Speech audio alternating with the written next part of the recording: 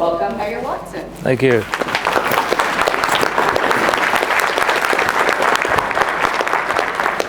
Well, good morning. Good morning. I say good morning. Now we're awake. Where are those jets when I need them? I'd like to first introduce my wife to you, Barbara, of 44 years. The other night we were having dinner and some guy came over to us and said hello and looked right at Barbara and says, "I can't believe you hadn't left him by now." And she quickly responded, "If I did, he'd pack his bags and go with me." So there you go. It is a pleasure to be here. This is the 12th time, I think, that I've had the opportunity to be here. I'd like to introduce our elected officials that are here.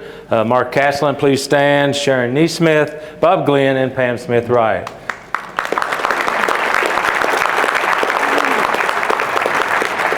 We have a few of our members of our city staff with us. Nate Pagan, please stand. Nathaniel. Abby Shelton. Bean counter Angela Wanaker. She keeps us all straight, and you saw how good our finances were. Jeff Bell, I've never met him. Is Jeff here? Hi, Jeff. How you doing, man? Nice to meet you. Tim Ross, events director. And Stephen Franklin, who has a little bit of a job. I was going to talk to him a little differently. Leland, she's got some, I don't know what the deal is there. Where was I? Stephen Franklin, where is my man, Stephen? Look at those locks. He's in charge of public works, which includes engineering, facilities maintenance, ground, street, sanitation, transit, garage, property maintenance. He's got a big job. Stephen, thank you very much for your service to the community. Fire Chief, got something else? Oh, you were scratching your leg. Chief Howard, Fire Department. Art Elam, Chief Elam. How many years? 32 years he's been wearing that shirt.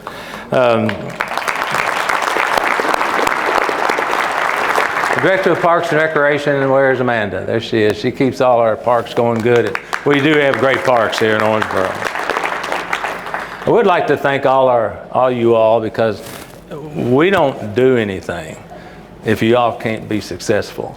And I want you to know how happy I am and how proud I am to be here, because when you do well, your city will do well. And thank you very much for your contribution for all the things you do for Owensboro. This time Shaylee, where's Shaylee? She said, there's no way you're going to talk for 15 minutes. So we have a little video we'd like to share with you. Hope you enjoy it. We spent about 32 hours for this 19 minutes, or 12 minutes. So please enjoy our video. Thank you.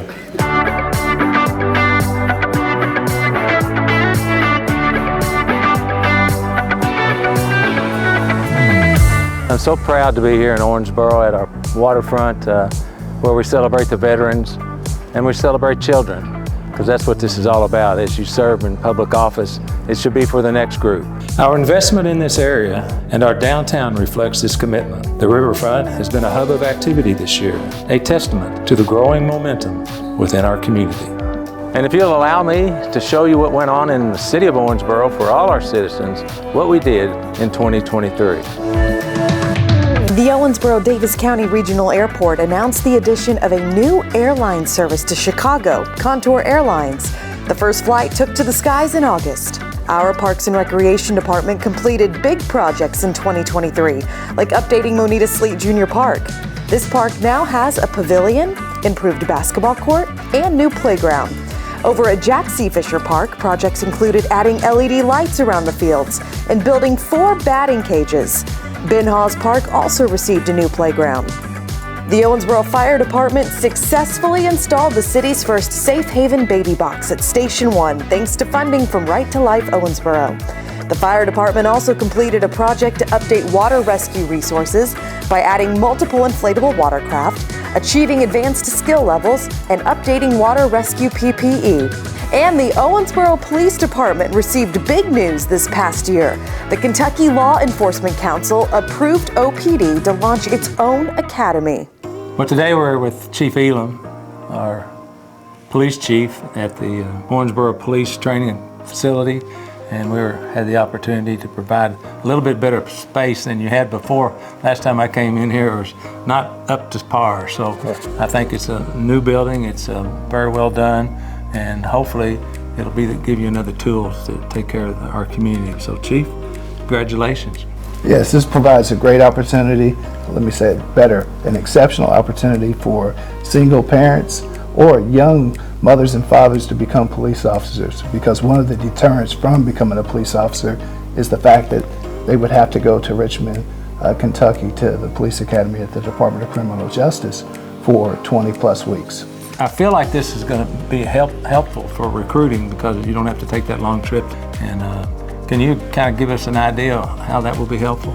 Oh, it will be tremendous, because we've had a number of people turn us down because they did not want to make that journey to Richmond, Kentucky. A lot of people didn't have the family support to be able to do that.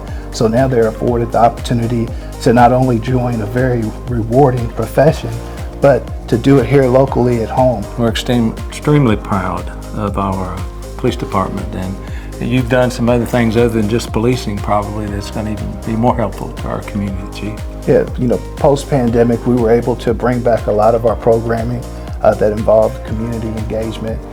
We brought back our Citizens Academy. We brought back Camp Cops, which affords young kids, entering 5th grade, to go out and engage in outdoor activities with police officers that they might not otherwise have access to. One new program that we started this year is our support services staff got together and brainstormed, came up with an idea to have police in the parks, which was very successful. And we plan to continue to do that in 2024. Thanks, Chief Elam. And now let's take a look at other things that happened in 2023. The Community Development Department continued its hard work on revitalizing the Northwest area, now known as Riverview. This area has seen a total investment of over $10 million to date. Next year, work will begin on beautifying First Street by improving 7 intersections between Poplar Street and Hanning Lane. Work will also wrap up on 2 homes for first-time home buyers in this area, creating more affordable housing options. Our Public Works Department is always hard at work. Last year alone, our crews collected 43,656 tons of solid waste, filled 629 potholes, and paved 8.5 miles of streets. Members of the Neighborhood Alliances also went above and beyond this year, including hosting multiple community events like Dugan Best Gala Day and the Northwest Groovin' on the Green, and advocating for change by creating the West End Food Alliance and pushing for a new traffic light in town, which was recently approved by the state. So where did the city end financially? The general fund balance increased by $6.2 million, which is due to higher revenues and lower expenditures. We had record high revenues for net profit license fees, occupational withholding fees, and interest on investment totaling $4.5 million higher than prior year. And we have 200 days of expense in fund balance. Well, now this brings us to this project, a project that's been on the books for a long time. This is the Highway 331 project. And thankfully we had Senator McConnell and his staff help us with a grant to widen this road, to make it safer for all the exits for all the trucks. And when this project gets finished, it'll certainly be great, because a community success really has so much to do with transportation. This is just another goal that we had in Owensboro, as far as economic development goes, is to make our access to transportation better. And now we have an opportunity to look what Owensboro has achieved since we last spoke to you at the last State of the City. The Mid-States Corridor project continues to progress.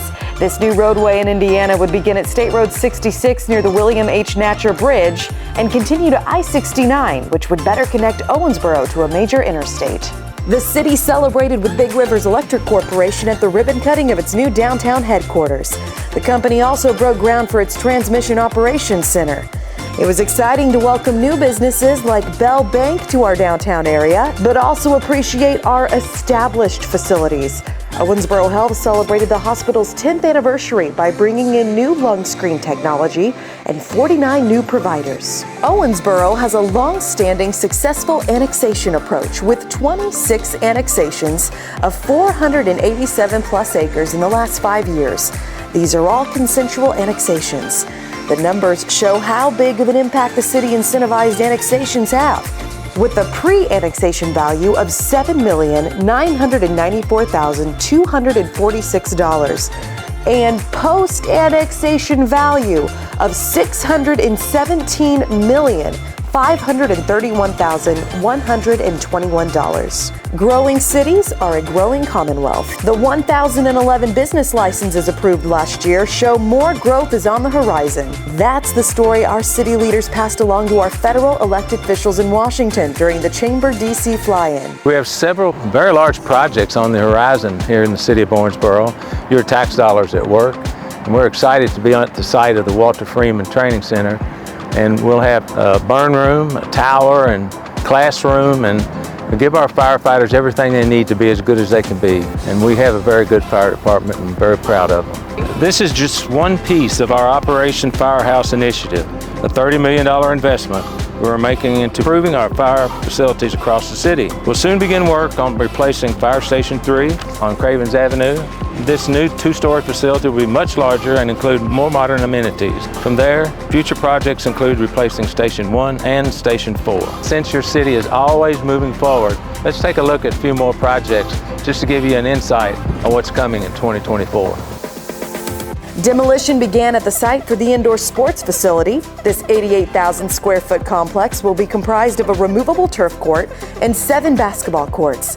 This project's expected to be complete in December 2025. Across the street, work continues on the Brio project, which will bring a 3rd hotel to our downtown area, an apartment complex, and parking garage. The York Ditch Stormwater project is underway, creating drainage improvements in the Biddle Road area. That project will wrap up this spring.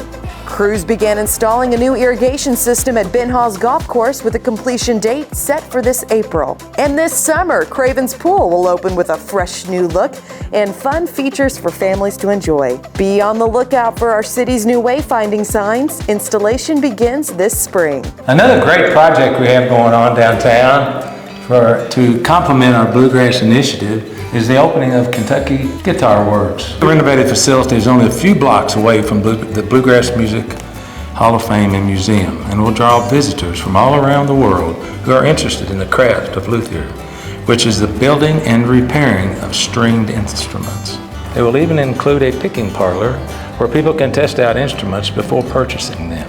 However, what makes this truly amazing is that Rick Ferris, who's come to Owensboro, moved, brought all his intellectual capital to Owensboro. And we're tickled to death to have you. Thank you much for being a part of our community. I'm so glad to be here, Mayor Watson. Thank you so much for having me. It's been a wonderful welcome. And I'm so excited about bringing Ferris Guitar Company right here to Kentucky Guitar Works in Owensboro. Tell me just exactly what's going to happen in this building when it's being renovated just for you. So tell me what's going to happen. Yes, sir. So there's so much going on here. We've been spitballing ideas for many, many moons, but we've got educational opportunities for luthiers and people who are just curious about the handcraft of building an acoustic instrument, whether it's a guitar or mandolin or setup work on your instrument if you play. So what made you choose Owensboro and to relocate your family here and share your talents with us? Well, yeah, you know, I've grown up in Kansas, and in Kansas, bluegrass is kind of an oddity. And finding a community that is all about bluegrass and making it a champion in the community, building things around that, it made tremendous sense, both as a band leader, but as a luthier, to bring guitar building here to Owensboro. This truly makes us the bluegrass music capital of the world. When you put it all together with our beautiful museum and events like Romp, which brings tens of thousands of people to our community every year, we are excited to keep the bluegrass momentum going. Expect to see Rick in action this spring. 2023 was a great year, and 2024 is going to even be better. We had a lot of events and a lot of things that happened in Owensboro, and now that we come to the thought of having a big event in September of 2024, it'll be the one and only air show. Now let's take a look at some of the events from last year. It was a great year for events. We kicked off the summer with a drone show that brought thousands to Owensboro's riverfront to see the lights dance in the sky. Then we filled the downtown area again with our air show featuring the Thunderbirds. We had 60,000 plus people attend those days. You could say our city makes holidays unforgettable, like our All-American 4th of July and Trail of Treats. The hometown Christmas festivities gave families in our community fun ways to spend the holidays. And in case you didn't hear, Owensboro does have the best Christmas tree in the tri-state. The momentum in our city allows us to host other large events, like last year's Barbecue and Barrels and the Bluegrass Legends Car Show. National groups like The Great Race and King Cat are bringing their events to our city, putting us on the map. We have the facilities to host these large events thanks to places like the Owensboro Convention Center and Sports Center. The Convention Center had a big year, hosting 243 events and welcoming over 101,000 attendees across those events. Now we come to the end of a tremendous amount of activity in Owensboro. We do have a tremendous city. I like to tell people we're too big to be little and too little to be big, which makes us just right. And we just got more great things to come in 2024, and we hope that you enjoyed it. And at some point in time, guess what? We'll see you in September.